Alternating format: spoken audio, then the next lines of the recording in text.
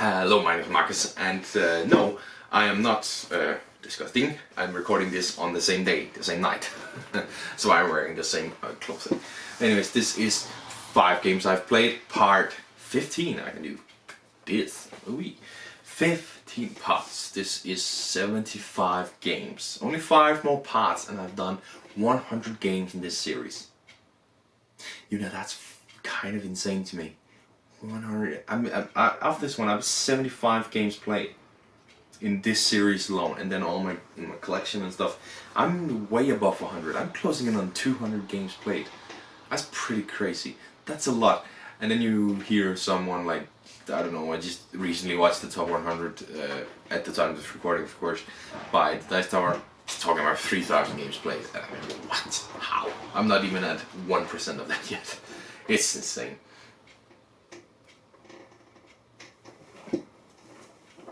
So this is, but this is part 15, pretty high ranking. I think this is the highest average out of 10 rating, or at least tied for it. I don't know, I like that. The first game is So Clover. It's a party game, kind of in the sense of just one, as you are trying to link one word with another one word. But this time you sort of have this clover board, some cards that align out to 2 sides. And then you have, on each side, it's 4-sided, you have 2 words, so you have to make one word that fits both these words. And it's like, it's a decent challenge. First time around we scored maximum points. We were 3 guys, and we got all of the words correct in the first go. Pretty incredible. And it's like, we know each other pretty well. That's interesting, we think alike. That's, yeah, cool. It was fine, I guess. I think I preferred just one. This one didn't feel as much. It was way harder to think of the words. It was way harder to put in the words. And honestly, I didn't think it was that much fun. When we play just one, it's a lot of fun. We laugh, and when we write some words down, we see them like, how does that fit? What? Because multiple people know the words that fit. And it's a lot of fun. And there's something to explain afterwards. Stuff. So Clover is more just a thingy puzzle, trying to think, how do you think, how do you, not so fun for a party game. I would definitely play it again. It was fine, and it was actually entertaining. I'm giving it a 6 out of 10. I'm just lacking the fun in a party game, because a party game is supposed to just be fun. I'm lacking that here. Next up, After the Empire, sort of a worker placement game, trying to build up your castle walls and defend against invaders. Now this has a pretty interesting, it's played over 7 rounds, and I would say rounds 1 and 2 and 6 and 7 are absolutely great. You are in first, you're building up your castle, and you get kind of probably going to survive the first couple of attacks, and you're going to feel really good about yourself, get the opportunity to build up your castle. And in 6 and 7 you have a very strong castle, but you also have a lot of opponents. You're sitting there like, I'm ready for you, bring it on. And it feels so good to beat them. Rounds 3 to 5 you're getting your ass kicked. At round 3 you are not ready for the amount of opponents that are coming. And you are not going to be ready until, if you're good, round 5 I think. But you're getting your ass handed to you for those rounds. And it's like, 1 and 2 are a challenge. I think those are the best rounds in this game, because you are just starting out, you don't have a lot of resources, you're really thinking about your resources, and you're managing to survive, hopefully. Feels great. 3 to 5 is the worst rounds in any board game I've ever played, because you're just getting your ass handed to you and see what's coming out. You're like, I'm not ready for that. No, I placed my cards wrong, and then 6 and 7, to me it was a cakewalk. I had a full stone wall, I had plenty of peak eyes. It was my own fault. If I had not failed to see that my wall was -1 strength, I would have survived the attack completely, but instead my wall breaks right at the end. So that's my own fault. If I had seen that, I could have strengthened it 100%. It was not a problem for me to have strengthened that one. So it's like, those 2 rounds were so easy, not a challenge for me. My opponent, he had some challenges. We were playing a 2-player game. He had some challenges with it because he had not upgraded his wall very much. In the end, it was a 1-point game. I won, heck yeah, by 1 point. And I think that's great. When a game is determined very little by you it was a bonus card, gave me 3 points that I decided to go for because I thought maybe I can do this, and I managed to do it by like again 1. I think it was the highest amount of warriors, and I had 8, he had 7, and that resulted in me getting 3 points, which was enough to take him by 1. And it's like, oh, that feels so good. So I made a good choice, and I bet it on myself. You know, the risk versus the reward. I got the reward this time. Next time I'm probably gonna get the risk and get beaten down for it. But that's great. It feels so great. But I can't get over those rounds. Those 3 rounds that are so shite, and you're just down on your luck. And then the last 2 rounds that can be pretty boring. So I'm gonna give this a 6 out of 10. My friend is gonna bring it probably multiple times. I want to play it. I want to play it at 3. I want to play it at 4. So interesting. Great little. It's a fine game. It's a perfectly fine game. It's just those rounds. It beats you down. 6 out of 10. So that was the deck building game. I just realized I hadn't talked about this one, but I put it in my top 10 games of last year. Yeah. Anyways, I'm just gonna say it right now. It's a 7 out of 10. So there is actually a bit of theme in this one. The cards that you get a hold of, it makes sense what they do. So that's pretty interesting. The deck building I expect, I'm not crazy about deck building. I gotta be honest. I'm not crazy about deck building. But in this, it works fine in this game when it's fully game deck building. I played Viscount, it was a little bit less. Well, actually a little bit more. I'm not crazy about deck building, but I like this one because it's Star Wars. The theme is actually pretty good. I mean, one thing is that a lot of deck building games I've met isn't really thematic. Like in this winter, it does not matter what the theme is. It's just get these symbols to get these symbols. You don't feel like you're hunting or something. In Dominion, the last one, the theme just doesn't matter. It doesn't matter what it could be space. This is Middle Ages. It could be whatever. But in this game, I feel like there's some good choices made, and it could be maybe Middle East. It could be Middle East, but like you're attacking castles maybe or something. But it just makes sense in a Star Wars theme. You're attacking planets. You're getting to your opponent's bases, and you're getting these warriors which are both neutral and specific to you, which is a very nice twist on the games that I've played so far.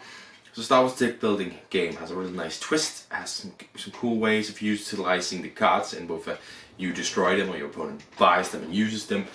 So yeah, Star Wars deck building game 7 out of 10, one of my favorite games from last year. Of course, this game could have made it onto that top 10 list. This is Earth. I didn't play it until quite recently, as of recording. It's a little bit later on as of uploading, but Earth. It gets another 7 out of 10. Not as brilliant as people say. I like this. I like it fine. I like building the grid, and I like trying to be like, this first card, doesn't matter where I put it. I'm gonna put it here and just cross my fingers. And of course I can change it around. But then you always can get a really good card that you have to play specifically, and you're like, shit, have I ruined this for myself? Oh, I'm lucky I haven't. Or something. Very interesting. It's a good throughout the game, but one thing I realized is people start looking at what you have on your card, and you're like, oh, the blue action is really good for you, so I'm not going to do the blue action. For example, at the very end of the game, I accidentally spit out the fact that the blue action was a really good action for me, and then my opponent was like, okay, well, I'm not going to do the blue action then, because they're so close, and I think, you know, it's a battle between you and me right now, so I'm not going to do that. So yeah, I still managed to score these 9 point, but I lost completely, and I thought that's something that drags down for me. The fact that you so openly are going to go against your opponent. Like, you should play for yourself first and foremost. I also like in drafting games. I hate drafting. We just draft against me. I only do that when it's the last choice. But in this case, it wasn't the last choice.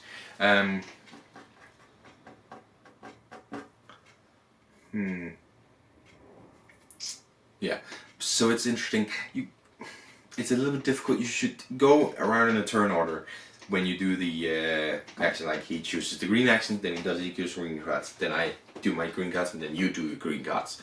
Because otherwise you're gonna lose sight of it, and somebody might do something and you're like, hey, I was supposed to do that actually. Yeah.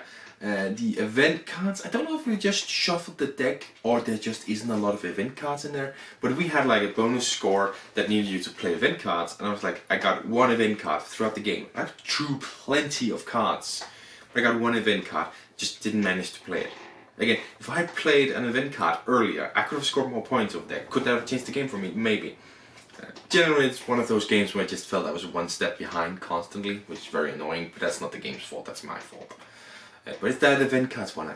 Did we shuffle them badly, or are there just that few event cards in there? When you have this specific of a task, it's bad to have that many cards. So yeah, but I still gets a 7 out of 10. It was still a funny game, still an enjoyable game. I'd like to play it again. I'd like to have a rematch.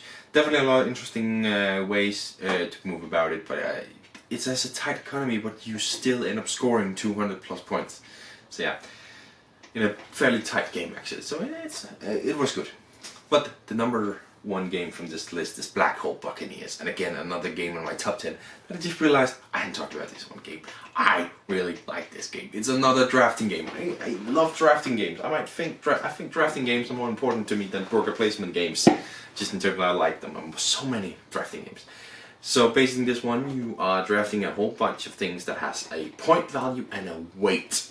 Now you are drafting around a black hole which has a certain weight. That weight can be increased by a little bit. Not by much, but by a little bit. And if you exceed the weight limit, well, you score 0 points. You're just out.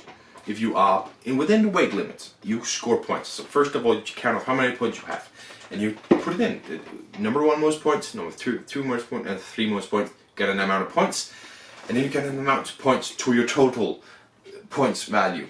Now that all depends on the amount of players. In a 3-player game, the first one I believe is 5, 10, 15, for example. It's very difficult to explain when I don't have it to show you. I unfortunately don't. But I totally recommend this one for such a wacky scoring. It has a bunch of wacky things. You have shapeshifters where the more you have, you can get high value first and then low value. You can really drag down the weight of them, which is very important. Spaceships, if you have the strongest spaceships, you score 0 weight on them or something. You get the card that minuses your weight by a lot. You have the toys, which is the secret how many you have, and whoever has the most amount of points, that one gets a bonus. You have the time travel thing, where the more parts you have for the time travel machine, the less weight it has, but more value. It's great. So many twists to it, with all these cards that you drafted in your decision space, and in the end, this is a very interesting way of scoring. And do I go over or below the weight limit? And great thing, because like in the very end, in the last game, in a 3-player game, all of us could win. Like, it was unrealistic to think that the 4th place person won, but me sitting in 3rd, yeah, it was, no, was it? Yeah, it was a 4-player game. We could all win. It was unrealistic for the person 4th, but me sitting in 3rd, I ended up winning by some good drafting that last round, a little bit of stroke of luck. I ended up winning the entire game from that last round. How great is that? How great is that you can make a comeback? Not just by luck, not just by luck. I did some correct choices and then I had a little bit of luck. That's brilliant. Now, I'm giving this game an 8 out of 10. There's a few things that keep it down for me. I find it hard to explain. First of all, I don't care for the theme. There is no theme in it. Drafting something. The designer, I had a friend who actually played. Funny story, really quick. He played where the designer came, and then he had like a tournament. Whoever won this game won this player through of the game, won the game. He won it, so he won the game. He donated it to the place they were playing at because he thinks it's a really cool place and he wanted them to have the game. Then the designer was like, okay, whoever can beat the highest score, if you can beat the highest score so far, get a new highest score ever, I'll also give you a copy of the game. And my friend, he just went and did that. So, funny story, he won 2 copies. He brought one to the store we were at. I wasn't there, unfortunately. I hate that. I really wanted to be there. And he took one for the game group that we're in. Anyways. So my friend told him, the designer told him, that he just had blank cards with number values on them. And then the company pasted on the freaking theme. You can definitely feel that, and that always drags it down for me. Come on, that's a joy, opportunity to do something thematic here. And I think the company did a good job, but it just feels out of place, right? You could do something thematic here. And I'm just lacking something more, right? Like, you have the robots, which you attack each other with, you have the toys, but other than that, everything is open. It's not really weird what's going to happen. I'm lacking something that's going to be more interesting in the game. It's very basic, sort of. It's numbers, right? It's a numbers game. It's still 8 out of 10. That was a weird cut. That probably was there for a little bit a while ago. I'm recording multiple episodes at the same time, so my camera doesn't like that. Anyways, this was all for this video. I think this was pretty long. I think the both of them are pretty long. I haven't read them yet, but they're gonna be so long. Thank you very much for watching. Until next time. Bye.